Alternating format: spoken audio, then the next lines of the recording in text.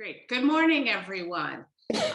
Welcome to the New York Power Authority and the New York State Canal Corporation's Finance and Risk Committee meeting. I am Tracy McKibben, the chair of the committee. I'd like to welcome my fellow committee members and trustees, John Canal, Dennis Trainer, Michael Balboni, Eugene Nicandri, and Anthony Pacenti. I'd also like to welcome the NYPA and Canal Corporation staff who joined us today. This meeting has been duly noticed as required by the Open Meetings Law, and I call this meeting to order. All the committee members have had a chance to review the agenda for today. Are there any amendments to that agenda? There being none, I'd like to ask for a motion to adopt the agenda. So moved. Second. Moved and seconded. All in favor, say aye. Aye. Any opposed? Motion carries.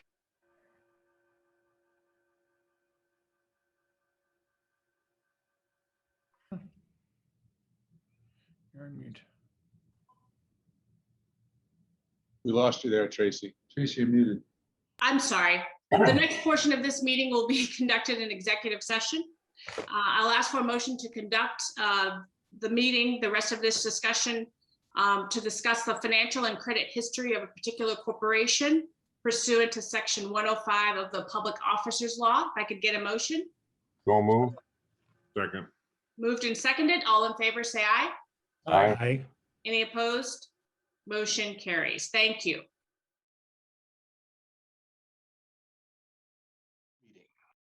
Great. Thank you. Welcome back, everyone. I'll ask for a motion to resume the meeting in open session. So moved. Second. Moved and seconded. All in favor, say aye. Aye. Any opposed? Great. Motion carries. No votes were taken during the executive session. We'll now turn to our discussion agenda. And first on that agenda is that members were polled prior to the meeting regarding conflicts and have submitted all potential conflicts to the corporate secretary for inclusion in the minutes. On our financial operations part of the agenda today, I'll invite Adrian Lotto, Senior Director, Energy Security and Resilience Program, to present an update on our risk update. Good morning, trustees, EMC members, and NYPA and Canal colleagues. This morning, I'm going to be presenting I'm going to be presenting the 2021 NYPA Enterprise Risk Assessment Summary. So next slide, please. So as you are all aware, NYPA faces continuous uncertainty, and we are ensuring that there is a robust risk culture and awareness throughout NYPA and Canals. We do that by annually participating in a survey across the authority when conducting our annual risk assessment. On this screen, you're going to see constant shifts in our risk horizon. And whether those are financial or cyber, our risk profile is constantly changing. So by leveraging the systems that we have in place, namely our subject matter expertise, our organizational structure, and committees like the Enterprise Risk and Resilience Committee or our Asset Management Board, we're working and constantly mitigating those risks to both NYPA and Canals. Next slide, please. So this year, the EGRC tool was used as the main interface in conducting our annual risk assessment. We utilized risk impact, risk likelihood, and then at the board's request most recently, risk velocity to understand perspective on each of our annual enterprise risks. So we validated our risk names, our risk descriptions, we collected and updated any new mitigation plans, and we captured any of the controls.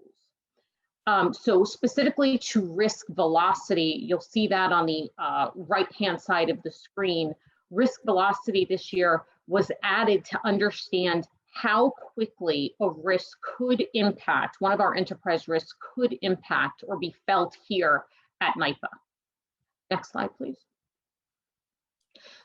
This slide captures, and perhaps should have been more aptly named, all of the enterprise residual risks. So 5 of the risks from 2020 to 2021 remain the same. You'll note those are sustained margin reduction, workforce health and safety, cybersecurity, customer energy choices, and regulatory and legislative environment. 2 of those risks increased, and those are the critical infrastructure and hydro generation enterprise risks, while 3 of the risks captured have decreased, and that is the categories of attract and retain a qualified workforce, commodity market volatility, and disruptive innovation. The good news is we have an abundance of risks, mitigation strategies, and controls to mitigate and control our risk profile. And the next slide, please. Here's how we evaluated those risks against the velocity. So along the right-hand side, you'll see the red. Those are the risks that we believe could impact NYPA within a 1 quarter, or the impact could be felt immediately to the 1 quarter. The middle column, or the yellow is the rapid risks. So those are attract and retain, the disruptive innovation, and the commodity market volatility. And then lastly, a slower velocity is one of those to the left, which is regulatory and legislative environment. So the intent here is, it doesn't mean we're going to continue our enterprise assessment, but the goal is to now start to incorporate some of those emerging risks on a more annual, frequent basis, and only assess like something, for example, like regulatory and legislative on a tri-annual basis. And I'll pause there and answer any questions you may have. So Adrian, I think, as we've talked about before, as we look at, and I appreciate this is a continually evolving process, as risks change, they're changing faster for certain elements of your risk diagram. I see you've looked, and we talked about, where you have our workforce, and can you help us understand, again, because we've got multiple challenges, and I know you're looking at a number of factors. We've got demographics, we've got the fact that we're a utility, we've got, the focus around DEI, and that, I think for me seems to continue to be a growing challenges for companies to try to get that right talent for where they see their business going in the future. And so, but you feel comfortable that that remains in the category 2, as I'll say, of velocity rather than 3, again, with all of the factors that are now playing down on how we are, the kinds of business, we're in, and the kinds that we want to be in going forward over the next year and several years? Thank you for the question, Trustee McKibben. I agree, and we are going to continue, and we've added in, for example, diversity, equity, and inclusion this year in 21 as a new risk category that we're going to be examining to include in that workforce enterprise risk bucket. Particular to that risk, there was 3 new controls that we identified this year and 3 new mitigation plans that we were able to capture working with Christine Pizzo and her team. So while we understand that the risk is continuous, and we're, like, as you indicated, we're always competing and trying, our workforce retention, our people are keenly important to us here at the Power Authority. We do believe that we are keeping pace with the trend, and we're trying to capture that so that residual risk, we're keeping on trend with the risk as it's changing. But that said, I'm happy to go back and take another look, as you've indicated.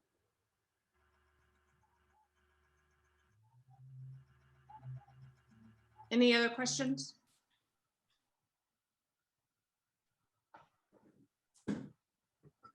The only other comment that I will make, Adrian, is we also talked about, I see that you have in here disruptive innovation, and we've talked about how, I understand what you're trying to capture there is the impact around technology and how that will help us deliver products and services to our customers. But but there's a broader theme, and it is related to some of the other things that you list in Velocity 3 around customer energy choices, around competition, and looking that broadly about how that is changing, because competition is coming from non-traditional aspects. Competition is, helping to get, the same sources to our customers faster. And so I would encourage you to look at that as a, again, stepping back as a broader context than just disruptive innovation.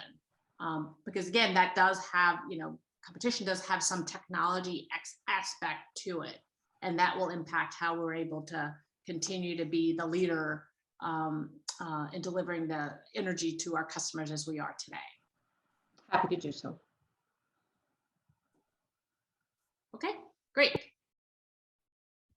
No other questions, no vote is necessary. We'll now move and invite Adam Barsky, EVP and Chief Financial Officer, to present the next item on funds to support the Canal Corporation. Yes, thank you, Chairman McKibben, and the public and the authority. The item before you is just the third quarter release for $22.9 million to support the Canal Corporation in accordance with its budget.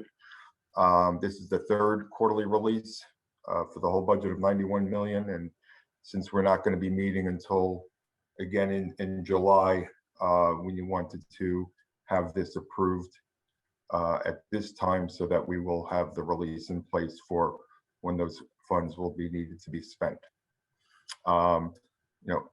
In the issue of the canals, I know that we've had a lot of discussions, and I believe Joe Kessler will be updating the board at the next meeting in May, the full board meeting, on some of the efforts to find deficiencies in the canals. Great, and this is just about timing, because we won't be meeting again before these funds need to be released. So That's any correct. other questions for Adam on this? I mean, any my quarterly question, anything that's dramatically changed for the better or the worse in terms of the canal's operations? Good morning. Joe answered that. So. Yes, sure, Adam. Yeah, John, Chairman Canal, we're looking at that very closely right now. We are going to have a briefing for you. The team is nothing to report right now, but we do have a lot of things in play that we want to brief you in May, in the May general meeting. The short answer is we're tracking our plan, but we are looking for opportunities to even optimize above and beyond our current plan. Okay. Great. So if I could get a motion to recommend this item to the full board for adoption. I'll move. Second. Moved and seconded. All in favor, say aye. Aye. Any opposed? Great, motion carries. This will go to the full board. I'll now invite Trish Lombardi, VP Project Management, to present the next two items on our agenda under utility operations. Thank you, Chair McKibben. Good morning, everybody. I'm here to present two items on behalf of Utility Ops. The first item is the Niagara Power Project, Next Generation Niagara Program Mechanical Upgrades Contract Award. Today, we're requesting that the Finance Committee recommend approval of a 15-year contract award to Voith Hydro of York, Pennsylvania, in the amount of $275 million to the Board of Trustees. The contract scope includes engineering, equipment fabrication and delivery, and construction installation services for the mechanical upgrades of the 13 Robert Moses generating units. As part of this overall project, which is within the Next Generation Niagara program, Authority Craft in Niagara will be performing the assembly, disassembly, installation of wicket gates and shafts, and various other construction activities. The first major mechanical outage is scheduled to start in 2023, and subject to each subsequent remaining outage being approved, the total overall program is scheduled to be completed in 2035. The proposed spending for this contract is in alignment with the original program estimate of $1.1 billion that was presented to the trustees in 2019, and spending for this contract is included in the approved 4-year capital plan. A request for proposal was issued in June 2020, and 3 proposals were received in November. These proposals were reviewed by a cross-functional committee. Among other evaluation criteria, the bids were reviewed based on cost, technical and commercial requirements, quality, relevant experience, schedule, firm safety records.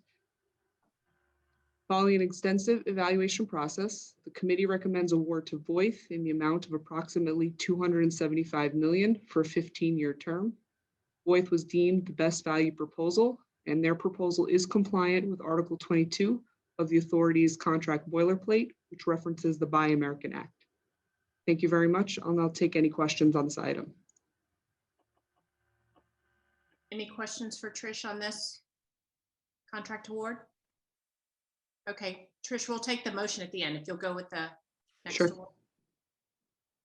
The second item is the contract award to procure 2 new auto transformers for the Niagara Switchyard as part of the Transmission Life Extension and Modernization Program. Today, we're requesting that the Finance Committee recommend approval of a 4-year contract award to Royal Smith Transformers of the Netherlands in the amount of approximately $10.3 million, including a waiver of Article 22 steel components from the agreement to the Board of Trustees. The existing auto transformers at the Niagara Switchyard were manufactured in the 1960s by the Alice Chalmers Manufacturing Company. Both units have exceeded their life expectancy and are being replaced in advance of further degradation. The scope under this contract includes the design, fabrication, delivery, and assembly of 2 new replacement auto transformers. Subject to approved outages, the transformers will be installed in 2023 and 2024. The proposed spending for this contract is in alignment with the original TLEM program estimate of $726 million, and spending for this contract is included in the approved 4-year capital plan. A request for proposal was issued in July 2020, and 5 proposals were received in September, which were reviewed by a cross-functional committee. Among other evaluation criteria, the bids were reviewed based on cost, technical and commercial requirements, quality, relevant experience, including the firm's safety records, and compliance with the NERC CIP 13 requirements, which involve an in-depth review of supplier risk of power equipment related to the bulk electric system and the cyber systems embedded or associated with these assets. Following an extensive evaluation process, the committee recommends award to Smith in the amount of approximately $10.3 million for a 4-year term, as they have been deemed the best value proposal. The Article 22 waiver is requested, as none of the 5 proposals received included a US-based option. Thank you. I'll take any questions on this item. And Trish, as you explained, this particular contract is going to a company in the Netherlands, and it wasn't lost on the committee members that all of the proposals were outside the US, and it's just because we just simply don't have the supplier capacity here in the US, and so wasn't even a matter of choice. Is that correct? That's correct, and it's very similar to an item that was brought before the board in July of 2020. Very similar supplier base, and same no US-based options in that pool as well. Great. Any other questions for Trish on these 2 contracts? If there are no questions, I'll ask for a motion to recommend these items for the So full moved. board to the full board for adoption. So move. Second. Moved and seconded. All in favor, say aye. Aye. Any opposed? Thank you. Motion carries. Thank you. I'll now invite Larry Mallory, Senior Director, Security and Crisis Management, to present the next item on our agenda regarding our security guard services contract. Thank you and good morning. This item is for a value contract for security guard services. The authority has historically used contract security guard services as part of our security program in many areas, including the senior region, supporting the Zeltman project, all of the small clean power plants, Flynn, Brentwood, and the White Plains office. This item would be an extension of those services. Contract security guards are valuable in supporting our security posture, managing access control, monitoring safety and security systems 24/7, and manning specific posts 24/7. These guards are often the first contact between NYPA and external responders during an incident. A request for proposal was issued in December 2020, and 14 proposals were received in January, which were reviewed by a cross-functional committee. Among the evaluation criteria, the bids were reviewed based on cost, technical abilities, quality, and relevant experience. Following an extensive evaluation process, the committee recommends award to the two firms listed on the slide. These are value contracts, so NYPA Security will manage the needs of the business, release and manage the purchase orders accordingly. Thank you. I will now take any questions. Thank you, Larry. As we understand, the Strategic Security Corporations is out of New York, and G4S, I think most committee members are familiar with, although they're out of Florida, they're a global company, an international company. And the team has evaluated both of these and have a existing relationship with them and have worked well with both of these contractors previously. Is that correct? G4S is an existing contractor. Strategic is a new contractor. Great. Okay. And we've looked at this, Larry. Part of the evaluation is to ensure there's no benefit to trying to bring it in-house and further build out a more robust team internally, correct? At this time, that's correct.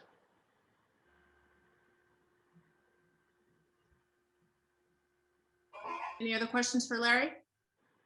Thank you, Larry. I'll now ask for a motion to adopt this item to present to the full board, to recommend this item to the full board for adoption. So moved. Second. Second. Moved and seconded. All in favor, say aye. Aye. Any opposed? Thank you. Motion carried. I'll now invite Rob Piasek, SVP Chief Information and Technology Officer, to present the next item, or the last item on our agenda, around our information technology. Thank you, Tracy. I appreciate that. And good morning to the trustees, the NYPA executive management team, our colleagues, and our New York State stakeholders.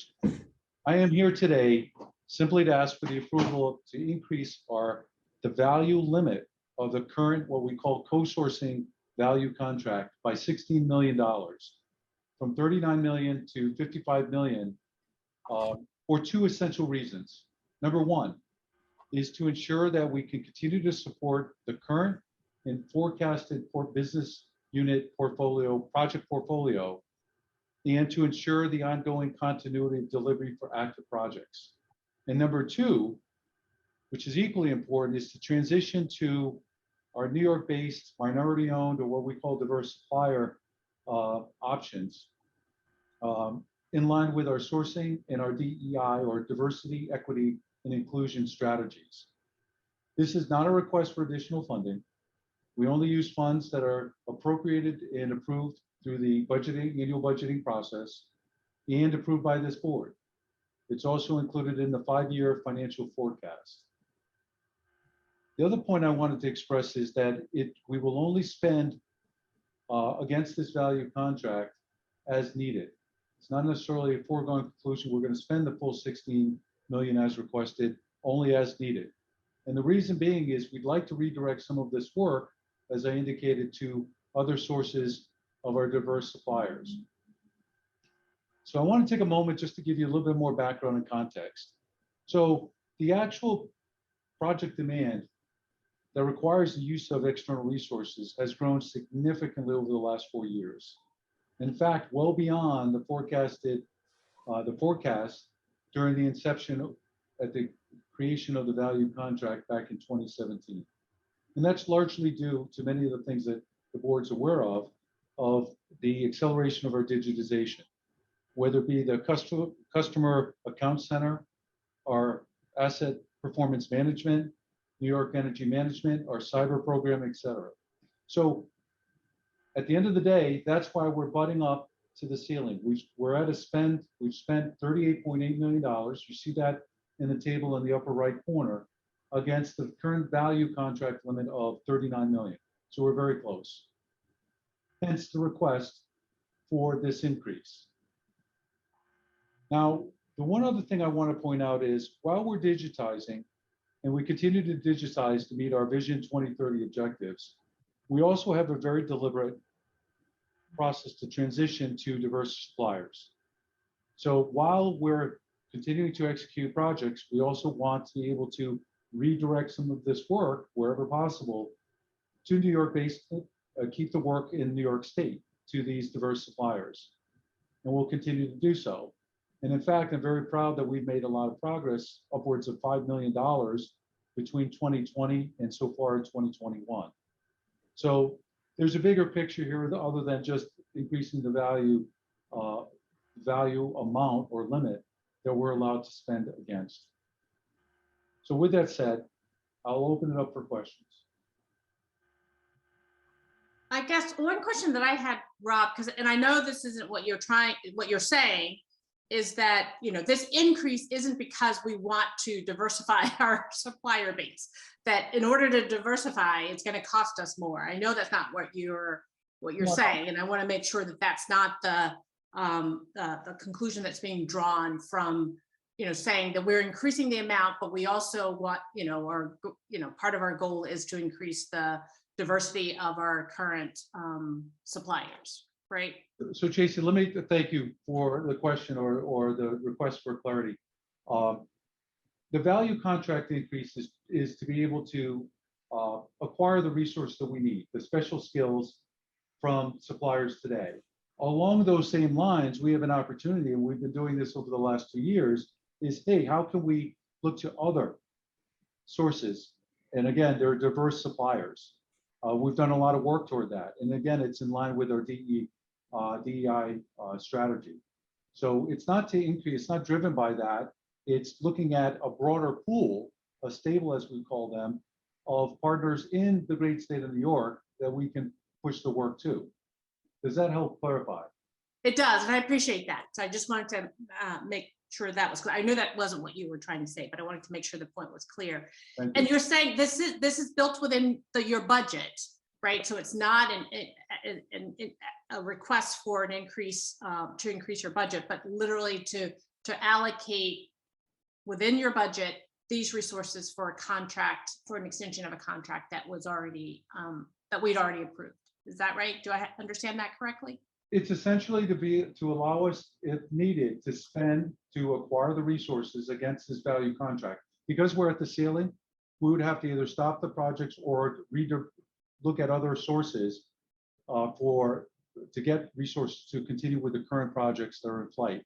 And that's what you see in the table under year 4. We're in year 4 right now. And as you see what's highlighted in yellow, there's a forecast of $3 million in 2021 that we see based on our current active projects. And what we forecast, very similar amount, well, 13 million for the full year, the year being July 2021 through June of 2022, at which the contract expires. So Rob, if I understand it correctly, in forming the 2022 budget, we're going to include a new 5-year contract going forward from that date. And this would all be updated to that point in time. Is that correct? 5-year projection? So what we're doing today is part of this request is to secure the ability to acquire the resources. I understand that, yes. Of course of this year, meaning the next year through 2022 when this expires, to put in place competitive contracts to be able to assure. And we have other mechanisms. I referred to the diverse suppliers. We did a lot of work in 19 and the board approved in May of 2020 a value contract for the diverse suppliers. So now we have a greater pool of suppliers in New York, which is great because now we have more options and to be able to draw upon that talent while giving the business in the state of New York. But next year, we're going to be looking at a new 5-year contract. Is that correct? Maybe, because we do have different vehicles in which to contract. Okay. All right. So the bottom line here is it positions us very well because not only can we continue to do the work, achieve the digitization that we need to, including the cyber investments that we've made without loss of continuity through this increase, but also we start to rely on more diverse suppliers and a greater pool. So right. This is all a good thing for the great state of New York and for NYPA as well, because it's in line with not only our Vision 2030, but also our DEI objectives. Great question. Great, Rob. Thanks. Any other questions for Rob? Not, I'll ask for a motion to recommend this item to the full board for adoption. So moved. Second. Moved and seconded. All in favor, say aye.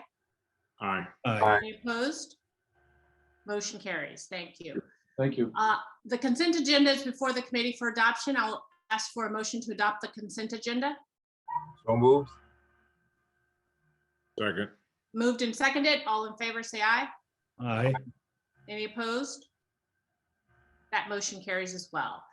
The date of the next joint finance and risk committee meeting, it will be held on July 15th, 2021. I'll ask for a motion to close this meeting.